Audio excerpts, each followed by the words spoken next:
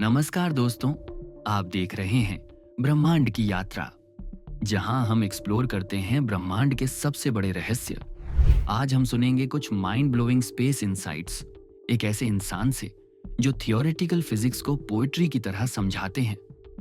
Brian COX एक world famous astrophysicist हैं, जो फिजिक्स को बड़े सिंपल और मीनिंगफुल तरीके से एक्सप्लेन करते हैं। उनकी बातों में लॉजिक होता है और साथ ही वो सवाल जो हम सब सोचते हैं लेकिन कभी पूछते नहीं। Are we alone in the universe? क्या हम ब्रह्मांड में अकेले हैं? ब्रायन कहते हैं, संभाव्य विश्व में करीब 2 ट्रिलियन गैलेक्सीज हैं। सिर्फ हमारी मिल्की वे में ही 200 अरब से ज्यादा तारे हैं और हर तारा अकेला नहीं, उसके पास होते हैं ग्रहीय प्रणाली। एस्टिमेट के अनुसार 20 अरब अर्थ जैसे ग्रह सिर्फ मिल्की वे में हो सकते हैं। तो सोचिए, क्या हम वाकई अकेले हैं या हम सिर्फ इतना नहीं जानते कि और कौन है वहां बाहर? What is a black hole? Black hole क्या होता है? अब बात करते हैं उस मिस्ट्री की जो स्पेस साइंस की सबसे गहरी गुत्थी मानी जाती है, ब्लैक होल्स। ब्रायन बताते हैं कि जब मैसिव स्टार्स फ्यूल खत्म कर देते हैं तो ग्रेविटी उन्हें इतना कंप्रेस कर देती है कि वो एक अनंत घनत्व बिंदु में बदल जाते हैं। उसके आसपास एक ऐसा रीजन बनता है जहां से लाइट भी एस्केप नहीं कर सकती। इसी रीजन को कहते हैं event horizon. What happens if you fall into a black hole? अगर आप ब्लैक होल में गिर जाएं तो क्या होता है? ब्लैक होल में टाइम और स्पेस का रिश्ता उल्टा हो जाता है।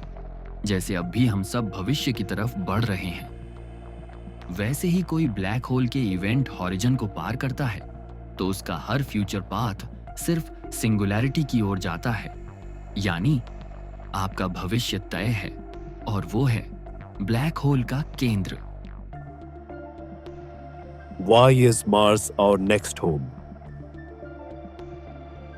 मार्स ही हमारा अगला घर क्यों है? अब बात करते हैं कॉलोनाइजेशन की। कहां जा सकते हैं इंसान? ब्रायन कहते हैं, मर्क्यूरी और वीनस।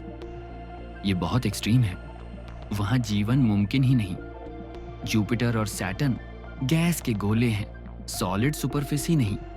मार्स ही एक ऐसा ग्रह है जहां पानी, मिनरल्स और सही तापमान मिल सकता है।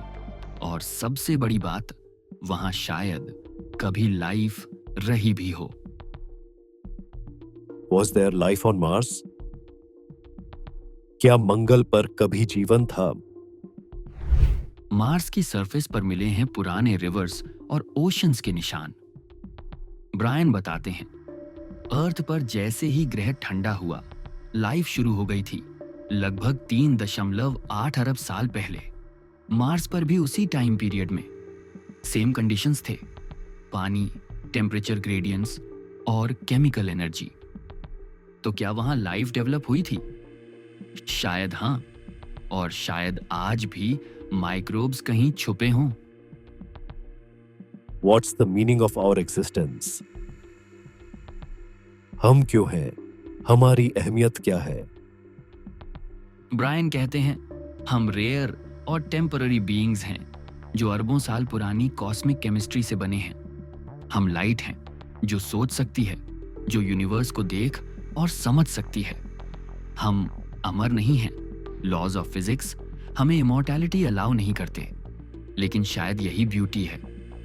एक ऑर्डर्ड यूनिवर्स के डिके से कॉम्प्लेक्सिटी निकली और उसी कॉम्प्लेक्सिटी में हम हैं, आप हैं, ये चैनल है।